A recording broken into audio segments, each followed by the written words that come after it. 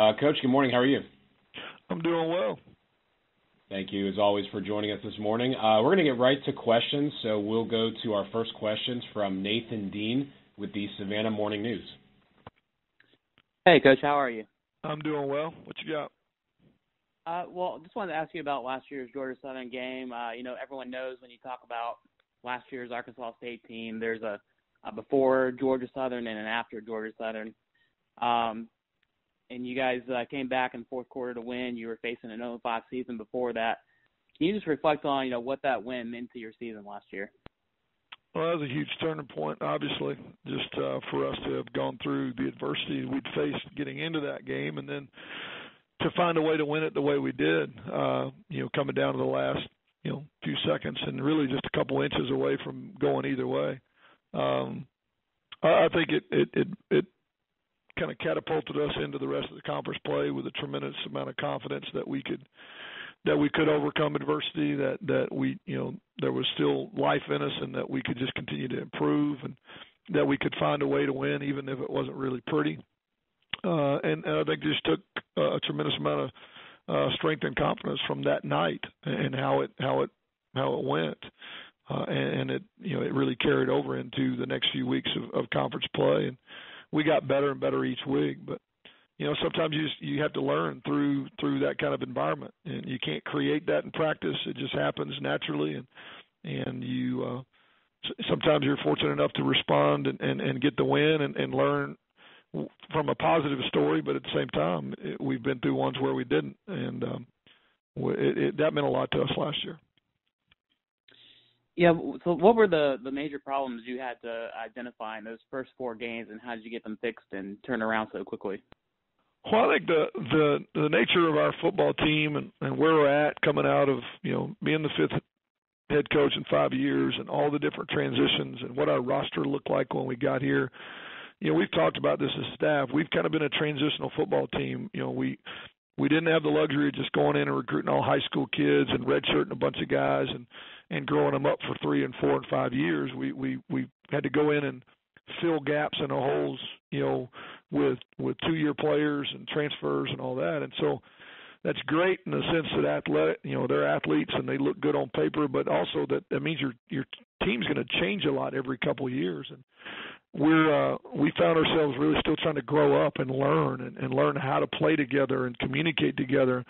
And we saw a lot of adversity. We had injuries and just still trying to get to know ourselves those first few weeks. And then it finally started to click in that game. We started to see improvement. We got better each week. We were a much better football team at the end of the season than we were in the beginning. And we're looking at a very similar team this year. We were very capable of beating both Nebraska and SMU, but didn't play well enough to do so.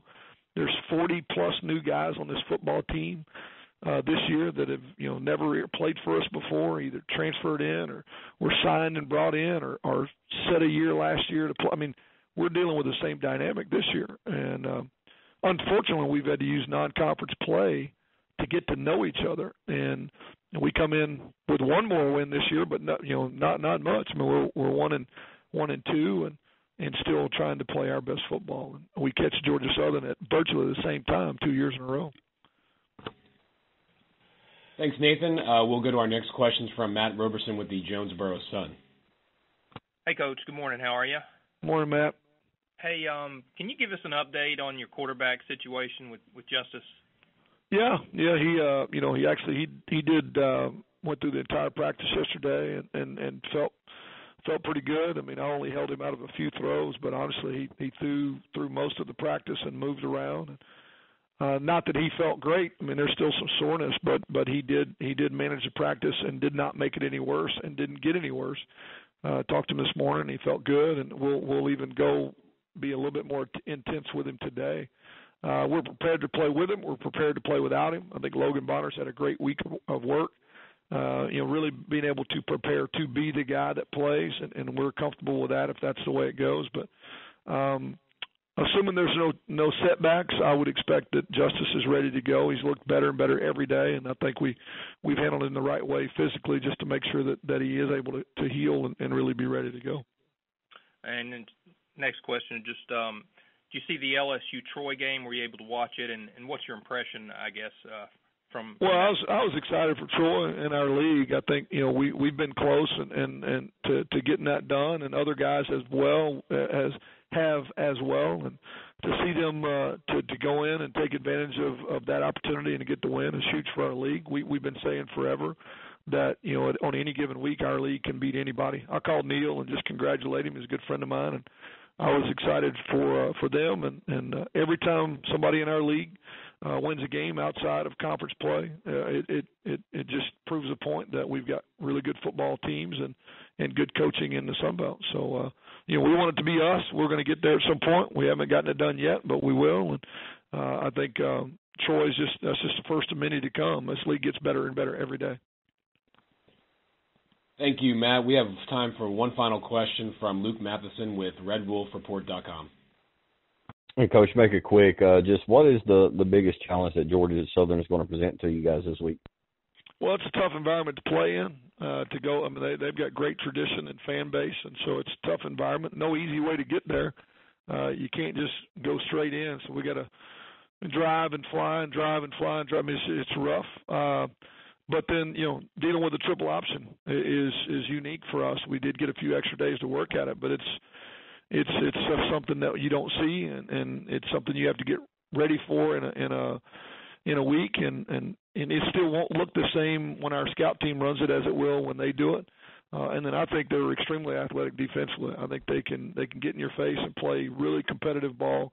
They don't mind putting guys in one-on-one situations with no help over the top of them, and playing, really physical, hands-on football. And, honestly, we're our biggest worst enemy right now, just because of the amount of mistakes that we still make on a weekly basis. I'm hoping this is the week that it all comes together, and when we starting to, execute at a high level. But I think you put all those things together between the trip, between what they do, the environment we're going to be in, and how they play. And how athletic they are on defense, and then just our inexperience level. I think it's a huge challenge, and we need to find a way to overcome that and get a win to start conference play the right way. Luke, thank you, and Coach, thank you very much for your time this morning. Sure, thanks.